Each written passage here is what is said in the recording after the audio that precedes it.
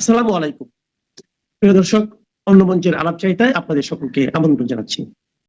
আমাদের এখানে যা ঠান্ডা পড়েছে, স্মরণকালে এরকম ঠান্ডা কলকাতায় পড়েনি। শোনা যাচ্ছে 17 বছর বাদে এই ঠান্ডাটা পড়েছে। যদিও গুগলে দেখাচ্ছে এটা 12, কিন্তু গঙ্গাসাগর সামনে আছে 14 তারিখে মহাতীর্থ। সেদিন তার আগে এই যে হাওয়াটা দেয়, তাতে ঠান্ডার প্রকোপ আরো বাড়ে। এখন ফিল লাইক 7। এই ঠান্ডায় আমরা অভ্যস্ত নই, ফলে আমি তো অন্য কেউ হোক না হোক আমি জবুথবু হয়ে গেছি। এটা আমার দেখেই আপনারা বুঝতে পারছেন। আমি যে পোস্টটা দিয়েছি সেই পোস্টে আমি লিখেছি, আমেরিকার বলে যে কোনো সময় উইকেট উপড়ে যেতে পারে ডক্টর ইউনূসের। আপনাদের যে খলিলুর রহমান যে মার্কিন যুক্তরাষ্ট্রে গেছেন, প্রথমে তিনি এখান থেকে গেছিলেন কাতারে, সেখান থেকে তাকে দুবাই ডেকে পাঠানো হয় এবং শেষ পর্যন্ত তার গন্তব্য হয় আমেরিকাতে। খলিলুরে তার সঙ্গে আন্ডার সেক্রেটারি হুকার এইচ, তার সঙ্গে কথা হয়। তারপরেতে জেমসন গ্রিন, ইনি হচ্ছেন ইউএস স্টেট রিপ্রেজেন্টেটিভ, তার সঙ্গেও কথা হয়েছে। এখন এই যে বাংলাদেশে অন্তর্বর্তী নির্বাচন, সংখ্যালঘু নির্যাতন, তারপর সহিংসতা যেগুলো চলছে ইউনূসের আমলে, তাতে আমেরিকা প্রচন্ড খাপ্পা। কারণ আমেরিকা পৃথিবী জুড়ে এখন তো এটা পরিষ্কার হয়ে গিয়েছে, আমেরিকা এখানে রেজিম চেঞ্জ করেছে। এখন রেজিম চেঞ্জ করে যাকে বসিয়েছে, তিনি যদি এই ধরনের কাজকর্ম করেন তাহলে আমেরিকার মুখ পুড়ছে। সেটা আমি আগেও আপনাদের বলেছি, সেটাও খলিলুর রহমানকে এই আপনার হুকার এইচ তিনি কিন্তু পরিষ্কার করে দিয়েছেন। তিনি বলেছেন অন্তর্বর্তীমূলক নির্বাচনের কোনো নির্দিষ্ট পরিবেশ সৃষ্টি হয়নি, এজন্য আমরা অত্যন্ত ক্ষোভ প্রকাশ করছি এবং আমরা খুব দুঃখ পেয়েছি। তাকে 36 পাতার একটি অভিযোগপত্র দেওয়া হয়। বিশেষ করে ভারতের সঙ্গে যে বৈরতা সৃষ্টি ডক্টর ইউনূসের আমলে যেটা হয়েছে এবং তিনি নিজেও যেটা করেছেন, সেটা মার্কিন যুক্তরাষ্ট্রে ইন্দো প্যাসিফিক যে নীতি আছে তার পরিপন্থী। এবং চীনের সঙ্গে যে ভারতের যে ঘনিষ্ঠতা বাড়ছে, এর ফলে মার্কিন যুক্তরাষ্ট্রের এই কাণ্ডের ফলে একটা ভুল জিনিস হয়েছে, তাতে আমেরিকা মেরামতির চেষ্টা করছে। সেখানে অন্তরায় হয়ে দাঁড়াচ্ছেন ডক্টর ইউনূস এবং তার শাসিত সরকারের অন্যান্য প্রতিনিধিরা। ফলে ডক্টর ইউনূসের ওপরেতে তারা বেজায় খাপ্পা হয়ে রয়েছে। আজকে আপনাদের মধ্যরাতে বা আমাদের মধ্যরাতে 8 ঘন্টা তো তফাৎ আপনাদের আমাদের, আজকে মধ্যরাতে জেমসন গ্রিন, আজকে মধ্যরাতে পল কাপুর আর সার্জিও গোর, এই দুজনের সঙ্গে মিটিং আছে খলিলুরে। এই খলিলুর রহমানের এই মিটিং এর আগে জেমসন গ্রিন যে 36 পাতার যে অভিযোগপত্র তাকে পৌঁছে দিয়েছেন, সেটা তাকে ভালো করে স্টাডি করতে বলা হয়েছে এবং বলা হয়েছে এই 36 পাতার অভিযোগে যতগুলো অভিযোগ আপনার রয়েছে তার সপক্ষে আপনি উত্তরটা দেবেন। ঢাকার উত্তর কি? খলিলুর বলেন, আমি তো প্রধান উপদেষ্টা নই, আমি কি করে সব উত্তর দেব? তখন ওরা বলেন যে আপনি প্রধান উপদেষ্টা নন, কিন্তু আপনি তো মানে এনএসএ, ন্যাশনাল সিকিউরিটি অ্যাডভাইজার, আপনার সঙ্গে নিশ্চয়ই আলোচনা করে করা হয়, তাহলে আপনি নিশ্চয়ই জানবেন। খলিলুর সেখানে চুপ করে থাকেন। খলিলুর তো বলতে পারেন না যে আমাকে পাত্তাই দেন না, আমাকে ইডিয়েট ফিডিয়েট বলে গালাগাল করেন, সেটা তো আর বলতে পারেন না। ফলে খলিলুর এখানে চুপ করে থাকেন, খলিলুর কোনো কথা বলেন না। তাই খলিলুর এখন একটু ভেতরে ভেতরে অস্বস্তিতে রয়েছেন যে এই পল কাপুর এবং সার্জিও গোর তাদের সঙ্গে যখন বৈঠক হবে, সেই বৈঠকে তিনি কোন কোন প্রশ্ন মানের মুখোমুখি হবেন। তবে এইটা মার্কিন যুক্তরাষ্ট্রের পক্ষ থেকে পরিষ্কার করে দেওয়া হয়েছে যে ইউনূসের কর্মকাণ্ডে তারা খুব একটা সন্তুষ্ট নয় এবং তারা বিকল্প কিছু ভাবছেন। এই যে বিকল্প ভাবা, সেটা হয়তো আগামী কাল পরশুর মধ্যে হয়তো ঠিক হয়ে যাবে বিকল্প কি ভাবা। এখন আমাদের দৃষ্টিভঙ্গিতে যেটা মনে হচ্ছে, আমার, এটা কোনো খবর নয়, আমার দৃষ্টিভঙ্গিতে যেটা মনে হচ্ছে, এখানে ইউনূসের থেকে বেশি পাত্তা পাচ্ছেন খলিলুর রহমান। তিনি মার্কিন যুক্তরাষ্ট্রের ঘনিষ্ঠ এবং ভারতের ঘনিষ্ঠ। মার্কিন যুক্তরাষ্ট্র নিশ্চয়ই এমন একজনকে চাইবে যে এই পরিস্থিতিতে যে ভারত মার্কিন যুক্তরাষ্ট্র দুজনের সঙ্গে একটা সমান সখ্যতা বজায় রেখে চলেছে, সেই রকম কোনো ব্যক্তিকে। তাহলে সেই রকম ব্যক্তি যদি বাছা হয়, তাহলে এই মুহূর্তে খলিলুরের মানে গ্রহণযোগ্যতা অনেক বেশি। ফলে আমার তালিকায় খলিলুর হয়তো এগিয়ে থাকতে পারেন। এটা আমার নিজস্ব মানে বুদ্ধি বিবেচনায় বলে। যখন তারা ইউনূসকে হটাতেই চাইছেন, তাহলে কাউকে তো কাউকে বসাতে হবে।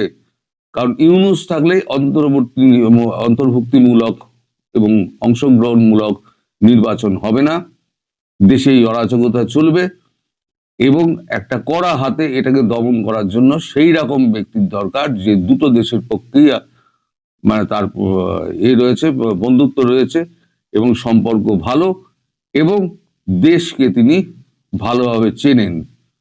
কারণ দেশের সেনাবাহিনীর সঙ্গে তার সম্পর্ক আজকে ভালো আছে, কালকে খারাপ হয়ে যেতে পারে, আবার আজকে খারাপ আছে, কালকে ভালো হয়ে যেতে পারে। কারণ সবই নির্ভর করে সময়ের ওপর। যেমন এই যে আমেরিকার সঙ্গে ভারতের যে এখন ট্যারিফ নিয়ে যে টানাটানি চলছে এবং মাঝে মাঝেই ডোনাল্ড ট্রাম্প যে হুমকি দিচ্ছেন, আমাদের নরেন্দ্র মোদী কিন্তু চুপ করে আছেন। কারণ নরেন্দ্র মোদী জানেন যে কূটনীতিতে কোনো সম্পর্কই মানে মন্দ ভালো কোনোটাই চিরস্থায়ী নয়, সবটাই কিন্তু সময়ের ওপর নির্ভর করে। আর ইন্দো প্যাসিফিক জোনে নিরাপত্তা এবং চীনকে দূরে রাখা, চাপে রাখা এবং ব্রিক্স গঠনের ব্যাপারে ভারত হচ্ছে এখন ট্রাম্প কার্ড।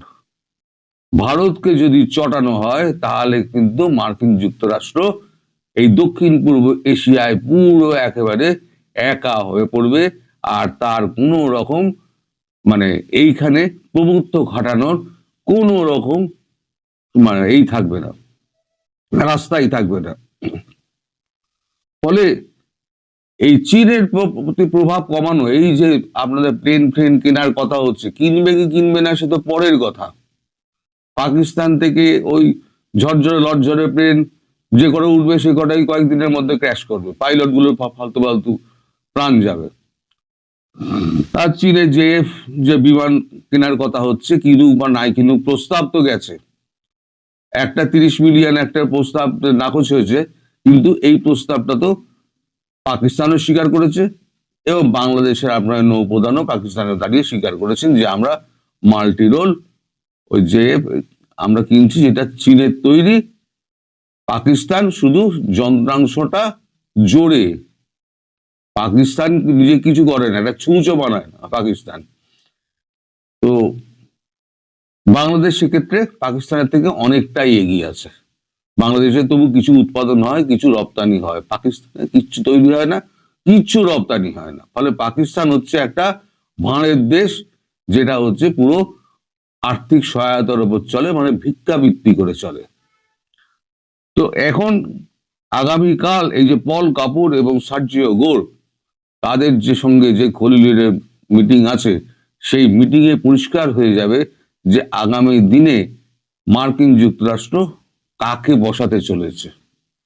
তবে ইউনূস যে একেবারে অপাঙ্ক্তেয় হয়ে গেছেন, ইউনূসের কথা কিন্তু কেউ জিজ্ঞেসও করেন না। ইউনূসকে কিছু বলার কথাও ওনারা বলেন না যে এটা গিয়ে আপনি ডক্টর ইউনূসকে বলবেন। একটা মানুষ যদি নিজেকে নামাতে চায়, তাহলে নামাতে নামাতে সে কোথায় নিয়ে যায় নিজেকে নিজে বুঝতে পারে না, অনুধাবন করতে পারে না। এখন যখন অনুধাবন করতে পারছে, তখন কিন্তু আদৌ যদি পেরে থাকেন, অনুধাবন আদৌ যদি পেরে থাকেন, তাহলে পরে তিনি, আমার মনে হয় না খুব একটা বেশি দিন অনুধাবন করলেও তিনি থাকতে পারবেন, আর এই তিনি ড্যামেজ কন্ট্রোল করতে পারবেন। সুতরাং আপনারা অপেক্ষা করুন, ডক্টর ইউনূসের জামানা খুব শীঘ্রই অন্ত হবে। কেউ হটাবে না, যে বসিয়েছে সেই কান ধরে সরিয়ে দেবে, তারপর দেশেই রেখে দেবে, তাকে সেফ এক্সিটও দেবে না, কারণ ভারতকে সেক্ষেত্রে চটাবে না, কারণ ভারত বলেছে সেফ এক্সিট আমরা ইউনূসকে দেব না। সেক্ষেত্রে ভারতকে চটিয়ে ইউনূসের মতো একটা মানুষকে তারা সেফ এক্সিট দেবে না। আমেরিকা, যতক্ষণ পর্যন্ত আমেরিকার স্বার্থ আছে ততক্ষণ আমেরিকা আপনার বন্ধু। স্বার্থ মিটে গেলে আমেরিকা আপনার দিকে ফিরেও তাকাবে না। এটা সারা পৃথিবী জানে।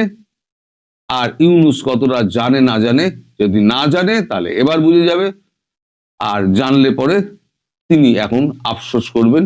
এছাড়া তার কিছু আর করার নেই। কারণ এখন ওই আপনার বিল ক্লিন্টন, হিলারি ক্লিন্টন, তারা কিন্তু এখন এই ব্যাপারে কোনো কথা বলতে পারছেন না। তাদের এই ব্যাপারটা নিয়ে একদম মুখ চুপ করে থাকতে বলা হয়েছে, মানে ডেমোক্র্যাটদের তরফ থেকে। ডেমোক্র্যাটরাই তো অপোজিশন, তারা এবার চাইছে ভোটে জিতে আসতে। ট্রাম্পের আমলে যত ভুল কাজকর্ম হয়েছে সেটা হচ্ছে তাদের ট্রাম্প কার্ড ডেমোক্র্যাটদের কাছে। আর ডেমোক্র্যাটরা এই ভুল শোধরানোর ব্যাপারে হিলারি ক্লিন্টন আর বিল ক্লিন্টনকে কোনোভাবেই অংশগ্রহণ করতে দিচ্ছে না বলে আমাদের কাছে খবর আছে। ফলে আপনারা একটুখানি অপেক্ষা করুন। অন্তর্ভুক্তিমূলক নির্বাচন করতে গেলে আওয়ামী লীগকে আনতেই হবে।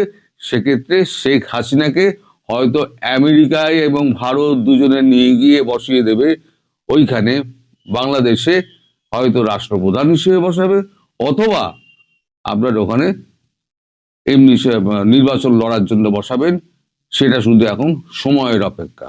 যারা হতাশ হয়েছিলেন, যারা ভাবছিলেন যে আওয়ামী লীগ ফিরবে কি ফিরবে না, ফিরবে কি ফিরবে না, তাদের কাছে এটা একটা সুখবর যে অন্তর্ভুক্তি নির্বাচন করার ব্যাপারে আমেরিকা প্রতিশ্রুতিবদ্ধ, জানিয়ে দেওয়া হয়েছে, ভারত তো বলেই দিয়েছে, এবং শেখ হাসিনা দেশে ফেরার জন্য তৈরি হয়ে আছেন। ক্ষেত্র পুরো মানে একদম কমপ্লিট হয়ে গিয়েছে। মানে মানে যে ক্ষেত্রটা তৈরি করার জন্য এতদিন অপেক্ষা করা হচ্ছিল, সেই ক্ষেত্রটা তৈরি করা হয়ে গিয়েছে। এইবারেতে আপনাদের অপেক্ষা করতে হবে, তাহলে পরে আপনারা বুঝতে পেরে যাবেন যে আপনারা কতটা বিপদে আছেন আর কতদিন বিপদে থাকবেন। একটু অপেক্ষা আপনারা করুন। গতকাল জগন্নাথ বিশ্ববিদ্যালয় ছাত্র সংসদ নির্বাচনের ফলাফল পেয়েছি। এই ফলাফলটা কিন্তু অনেককেই বিস্মিত করেছে। বিশেষ করে যখন আমরা দেখছি যে যকসুর নির্বাচনে 21টা আসনের মধ্যে ভিপিজিএস সহ শিবির 16টা আসনে জয়লাভ করেছে। এমন একটা সময়ে শিবির জয়লাভ করলো যখন বাংলাদেশে তারেক রহমান ফিরেছেন। তো তারেক রহমানের প্রত্যাবর্তনকে ঘিরে একটা ক্রেজ রয়েছে। আবার সম্প্রতি বেগম খালেদা জিয়া মারা গেছেন, তার মৃত্যুর পরে আমরা একটা জানাজা দেখেছি, বিশাল জানাজা, এবং তারপরে যেটা হয়েছে সেখানেও একটা ইমোশন কাজ করছে, এবং সারা দেশে বিএনপির পক্ষে এই দুইটা পজিটিভ ফ্যাক্টর থাকার পরেও শিবির কি করে যকসু নির্বাচনে সংখ্যাগরিষ্ঠ আসনে জয়লাভ করে, এটি নিয়ে কিন্তু অনেকেই ভাবছেন। এর আগে আরো 4টা বিশ্ববিদ্যালয়ে সংসদ নির্বাচন হয়েছে, ঢাকা বিশ্ববিদ্যালয়, চট্টগ্রাম বিশ্ববিদ্যালয়, জাহাঙ্গীরনগর বিশ্ববিদ্যালয় এবং রাজশাহী বিশ্ববিদ্যালয়। সেই 4টা বিশ্ববিদ্যালয়েও কিন্তু শিবিরের জয় জয়কার। কিন্তু ওই 4টার থেকে যকসুর নির্বাচনটাকে আমি একটু আলাদাভাবে দেখতে চাই, কারণ ওই দুটো পজিটিভ ফ্যাক্টর। কিন্তু তারপরে সেখানেও কেন ছাত্র দলের এই ভরাডুবি হলো? এটি নিয়ে ভাবতে গিয়ে অনেকেই অনেক কথা বলছেন। কেউ বলছেন যে ক্ষমতাসীন দলের ছাত্র সংগঠন হিসেবে, বিশেষ করে বিএনপি যখন ক্ষমতায় ছিল তখন ছাত্রদল, আওয়ামী লীগ যখন ক্ষমতায় ছিল তখন ছাত্রলীগ, তাদের যে পারফরমেন্স সাধারণ ছাত্র ছাত্রীদের মধ্যে তাদের পারফরমেন্সটা অত ভালো ছিল না। তারা অনেক রকমের অন্যায় অপরাধের সাথে জড়িয়ে গিয়েছিল, চাঁদাবাজি, আহ, আরো আরো নানান কিছু, এই কথাগুলো শোনা যায়। আমি এটা নিয়ে কোনো বিতর্কে যাচ্ছি না। সুতরাং আহ, ছাত্রদল, ছাত্রলীগ তাদের অনেক বদনাম আছে, কিন্তু সেই দিক দিয়ে শিবিরের কিন্তু বদনাম নাই তেমন। এটা এটা বলা হচ্ছে, এই ন্যারেটিভটা দাঁড় করানো হচ্ছে এই শিবিরের জয়ের পক্ষে একটা লজিক হিসেবে। কিন্তু আমি যেটা দেখলাম যে শিবির কি করে এত ধোয়া তুলসী পাতা হয়। প্রথমত হলো ছাত্রদল, যাদের প্যারেন্টস অর্গানাইজেশন বিএনপি, সেই বিএনপি 17 বছর ক্ষমতার ধারে কাছে নাই। সুতরাং ছাত্রদল সরকার দলীয় বা ক্ষমতাসীন দলের ছাত্র সংগঠন হিসেবে ভালো না মন্দ, এই ছবিটা তো আমাদের সামনে 17 বছর ধরে নাই। বিশেষ করে এখন যারা বিশ্ববিদ্যালয়ে পড়ছে, এই সংসদ নির্বাচনে ভোট দিচ্ছে, তাদের সামনে ছাত্র দলের অতীত অপকর্মের খুব বেশি ছবি নাই। যদিও বলা হচ্ছে, এবং এটা সত্যি, যে ছাত্রদল আসলে অতটা অর্গানাইজ নাই। 17 বছর যে বিএনপি ক্ষমতার বাইরে, তো ন্যাচারালি ছাত্রদল সংগঠন হিসেবে অনেক দুর্বল হয়েছে। কিন্তু একই সময়ে অনেক চাপের মুখে থেকেও শিবির কিন্তু অত দুর্বল হয়নি, কারণ শিবির ছাত্রলীগের সাথে মিশে তাদের কর্মকাণ্ডগুলো চালিয়ে গেছে। এবং তারা ছাত্রলীগের সাথে এমনভাবে মিশেছে, এবং শোনা যায় যে ছাত্রলীগের অনেক পদ তারা কিনে নিয়েছে পয়সা দিয়ে। এবং ছাত্রলীগের থেকে তারা নানান অপকর্ম করেছে, যার দায়ভার ছাত্রলীগের কাঁধে গেছে। যেমন হেলমেট লীগ, হেলমেট পরে বিভিন্ন রকমের আকাম করছে। কিন্তু এখন দেখা যাচ্ছে যে ওই হেলমেট লীগের সদস্যরা অধিকাংশই শিবিরের ছিল। তারা এই বলা হচ্ছে ছাত্রলীগের লুঙ্গির তলে লুকিয়েছিল শিবির। তো সেই হিসেবে শিবিরের হয়তো আহ, দায়ভার, যা অপরাধ অন্যায় সবকিছু ছাত্রলীগের কাঁধে গিয়ে পড়েছে। কিন্তু আমরা যদি একটু মনে করার চেষ্টা করি, 2013 সালে পৃথিবীতে যে নন স্টেট টেরোরিস্ট অর্গানাইজেশন যারা আছে, তার মধ্যে 3 নম্বরে অবস্থান ছিল এই ইসলামী ছাত্র শিবিরের। এবং এই ইসলামী ছাত্র শিবির কিন্তু একটা, মানে এই যে আন্তর্জাতিকভাবে স্বীকৃতি পাওয়া টেরোরিস্ট অর্গানাইজেশন, সন্ত্রাসী অর্গানাইজেশন তা না। আমরা যারা 80-র দশকে রাজনীতি করেছি, বিশেষ করে আমরা কিন্তু শিবিরের এই ভয়াবহ সন্ত্রাসী রূপটা দেখেছি, বিশেষ করে চট্টগ্রাম এবং রাজশাহী বিশ্ববিদ্যালয়। তো সেই শিবির কি করে হঠাৎ এত ধোয়া তুলসী পাতা হয়ে গেল, কিন্তু এই ন্যারেটিভ গুলো দাঁড় করানোর চেষ্টা করছে। যকসুর নির্বাচনে স্বয়ং জামাতে ইসলামও অবাক হয়েছে যে কি করে এই ফলাফল হয়। তো এদিকে আরেকটা জিনিস একটু এই ফাঁকে বলি, যে এই গত 17 মাস যে ইউনূস রেজিম এই 5টা বিশ্ববিদ্যালয়ের সংসদ নির্বাচন করে ফেলেছে। কিন্তু অদ্ভুত একটা ব্যাপার আমরা খেয়াল করেছি, এটা 2001 থেকে 2006 সালে যখন বিএনপি জামাতের সরকার ছিল, কিংবা তার পরবর্তীতে যখন আওয়ামী লীগের সরকার ছিল, আমরা দেখেছি যে এই বিশ্ববিদ্যালয়ের ছাত্র সংসদের নির্বাচনের প্রতি এই সরকারগুলোর একটা অনীহা ছিল। এবং কলেজ লেভেলেও এই ছাত্র সংসদের নির্বাচন আগে যেমন আহ, এটা রেগুলার হতো, সেটা কিন্তু অনেক কমে গেছে। আমার মনে পড়ে না ঢাকা মেডিকেল কলেজের সর্বশেষ ছাত্র সংসদ নির্বাচন কবে হয়েছে। অথচ আমরা যখন বেরিয়ে আসি, সেই সময়টার থেকে শুরু করে নির্বাচনগুলো কিন্তু প্রতি বছর হচ্ছিল। হঠাৎ করে এই সংসদ নির্বাচনটা বন্ধ হয়ে গেল। আমি আমি জানি না যে সংসদ নির্বাচনের মধ্য দিয়ে যে একটা নতুন নেতৃত্ব সারা দেশব্যাপী গড়ে ওঠার একটা ব্যাপার, সেটা কিন্তু নাই। তো যাই হোক, এখন এইসব কারণ অনেকে বলছে, আবার সাধারণ ছাত্র ছাত্রীদের শিবিরের পক্ষে একটা সমর্থন আছে, এটাও কোনো কোনো আহ, আহ, মানে বিশ্লেষক বলার চেষ্টা করছেন। তারা বলার চেষ্টা করছেন যে গত বছরের জুলাই আগস্টের আন্দোলনে ছাত্র শিবিরের যে ভূমিকা, সেইটা সাধারণ ছাত্রদের মধ্যে ব্যাপক গ্রহণযোগ্যতা পেয়েছে। কিন্তু এটাও আমি ওভাবে মানে একমত নই, এ কারণে যে কারণ ওই আন্দোলনে শিবির এবং জামাত কিন্তু নিজেদের আইডেন্টিটি হাইড করে আন্দোলনটা করেছে।